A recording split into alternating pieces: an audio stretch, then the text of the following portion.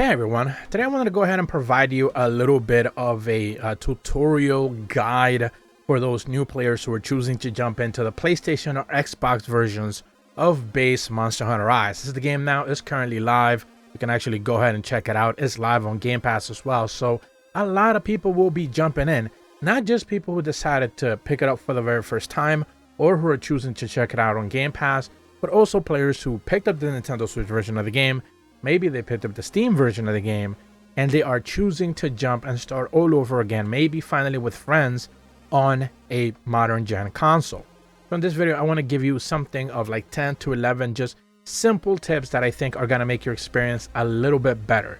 I've seen a lot of people out there put like ultimate guide tips and stuff like that, and they just basically tell you to find the most optimal armor sets right away because then therefore that makes you a good hunter. That's not what I'm going to be talking about in this video in the least. And my first tip is just simply going to be take your time. Just let it all sink in. Do not necessarily feel obligated to just go ahead and farm end game content, rush into to get to end game or anything along those lines. Take your time as you are checking out new maps, as you're fighting new monsters, as you're checking out new weapons, as you're choosing to go through the menus. There's plenty of information that the game doesn't necessarily present right in front of you. It's hidden in menu after menu after menu. The entire game is full of tutorials, but they don't necessarily put them in front of you. They kind of expect you to go through the options and kind of check out like what the guides are supposed to be there for. Like there's weapon tutorials there. They're not necessarily all that deep, but the game is never going to put them in front of you. So take your time, check out the menus, check out, explore things. Don't necessarily feel too obligated to just rush into endgame because it's not going to do you any good if you don't necessarily have learned the basics of the experience. And at the same time, my second tip would be just don't rush into endgame. Base Monster Hunter Rise endgame that would be high rank is just not really true endgame. The true endgame is going to come when Sunbreak drops on PlayStation and Xbox. That is currently not available for you on the PlayStation or Xbox side of things. Therefore, you don't need to rush. Take your time learning the ropes. Don't necessarily feel too obligated because by the end of the day, trying to get the best skills, the best armor sets, the best weapon maxed out and all of that, not going to do you all that much. The second Sunbreak drops, everything shifts. Brand new things are going to become available. New talismans, new armor skills, all those kind of things. And all the time that you like spent investing and trying to craft the ultimate armor, best whatever build, not really going to do you any good. It's going to be good for a while, but eventually when Sunbreak drops for you, it's just going to change everything around. So don't necessarily feel bogged down that you need to do that because you just don't really have to. Alongside that, my third tip would be pick a weapon that you like.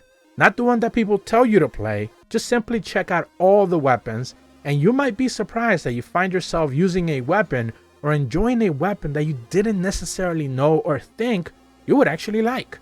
And that's usually true for a lot of people. A lot of people who go into the game, they don't necessarily know what to expect out of a weapon. Everyone will tell you just pick the same 2 to 3 weapons because they are the most popular ones. Don't necessarily fall into that trap. Check out every single one of the weapons. There's 14 in total. And probably the best way to go about it is just do 1 or 2 hunts. Try to do it more than once. 1 or 2 hunts with every single weapon. It doesn't matter what the target monster is. It doesn't matter what gear you have. Early on, you're going to be doing low rank content. So you're not going to be too pressed against the wall to kind of like feel obligated to do, really well on a hunt. You can just kind of miss and not necessarily be too concerned with the result. You're still going to end up killing the monster regardless. And just check out the weapons. See how they feel for you. Some are faster, some are slower, some are a little bit more technical. Do keep in mind that some of the weapons are more reliant on silkbind attacks, and those are not something you're going to have available very early on.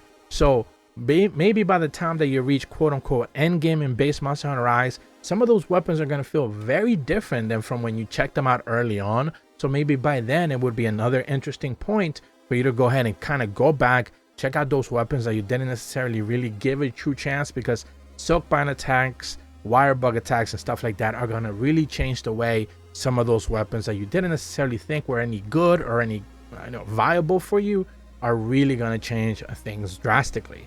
The fourth tip that I would have for you is that early on it's good to bring in a Palamute and a Palico alongside. Of course, later on, you can choose to double up on double palamutes. That's what a lot of people will end up doing. But early on, kind of just bring in a palico and a palamute. It's always good to kind of like level them up both at the same time. Make sure you kind of have different tactics for each one. You don't necessarily need to get bogged down with skills or stuff like that. Like, does this one have the best skills? Does this one have the best weapon? Don't worry about that. You'll eventually be able to have the option to kind of like shift those around, manually set it up to the perfect setup that you want. The game is very easy in that regard, kind of like making sure that your buddies are going to be the ultimate setup for whenever you feel like it.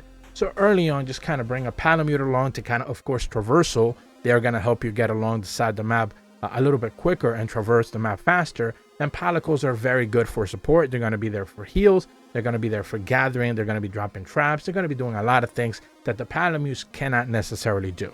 So early on, I would suggest bring in one of each. Don't feel obligated just because everyone is using double palicos to just simply, or palamutes, sorry, to just simply, leave the palico on the bench and never give it a chance.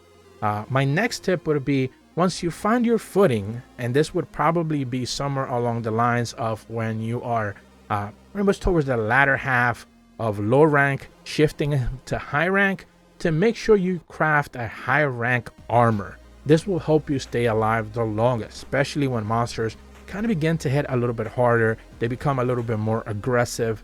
You're still going to be able to take care of them relatively well if you're like, using your weapons, efficiently to some degree, but making sure that you have a properly high enough defense armor, and you could just, make sure you craft one at the very least once you get to high rank, is something that you certainly are going to want to do. It's not like very difficult to just find one that suits your playstyle, maybe has some decent skills that you might want to do and focus on, but ultimately once you get to high rank, you do want to craft an armor set that just kind of helps you stay alive a little bit longer, because monsters are going to hit you a little bit harder, so you definitely want to take in less health. That is just a pretty basic idea there. Another thing you might want to consider is using the radial menu and your action bar. A lot of people don't necessarily tinker with this very early on until much later in the game, pretty much once they get to end game, quote unquote. But it's always a good idea to just kind of like find the proper setup for your radial menu, which items you want to use, your action bar, which, actions you want to have set up there for you, for your palico, for your palamutes, whatever the situation may be.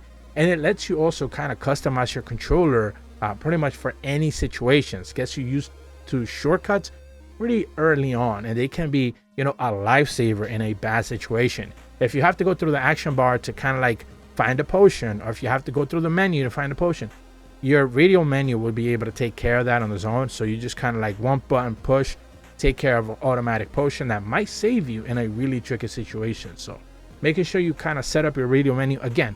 As you're just kind of exploring the game and learning all the ropes, you should be able to eventually, put in some effort there and check out what the radial menu has to offer and make sure you put it to good use. But before that does happen, one of the things you're going to unlock is this feature called the Argosy. And this is pretty much when you're going to have your buddies, some palicos, some palamutes, so you can just kind of purchase and kind of have in the bench. You can send them out on hunts to kind of like pick up materials for you as you actually going out to like hunt monsters and stuff like that. So basically what this Argosy does is that lets you kind of select an item that you want, and your buddies are going to go pick up some for you while you're out on a hunt. So basically it's always good to have extra honey.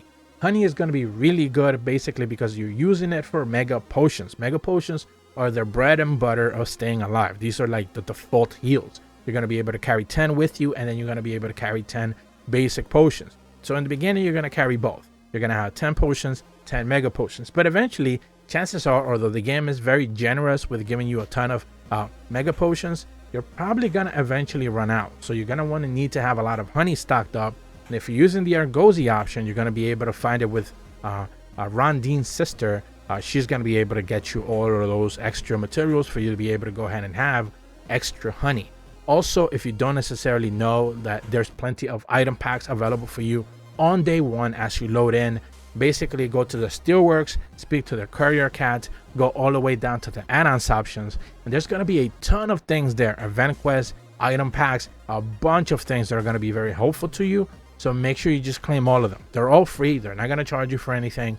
Just make sure you go ahead and pick those up so you have a bunch of items in your bank that are going to make your life a little bit easier.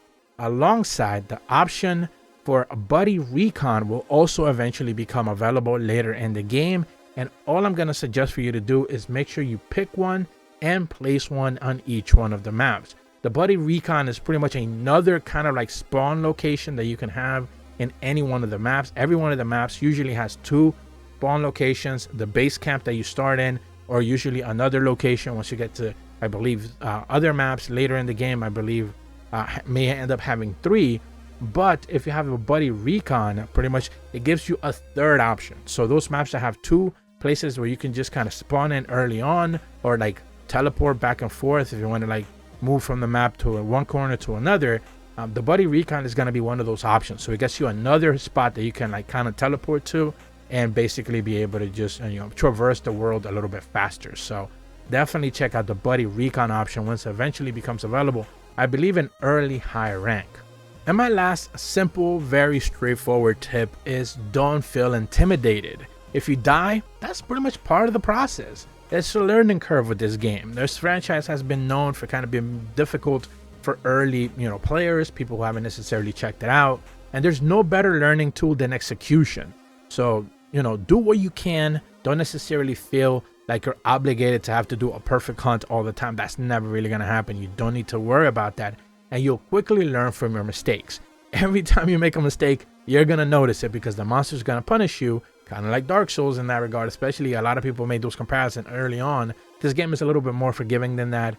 But ultimately, the game will punish you for your mistakes. So you're going to quickly learn not to make them. And it's going to be one of those things that it translates over. So if we're fighting a Rathalos, eventually going to notice that Rathian, while not necessarily the same, is going to fight somewhat similarly. So one of those things like work for one monster, chances are it's going to work for another one.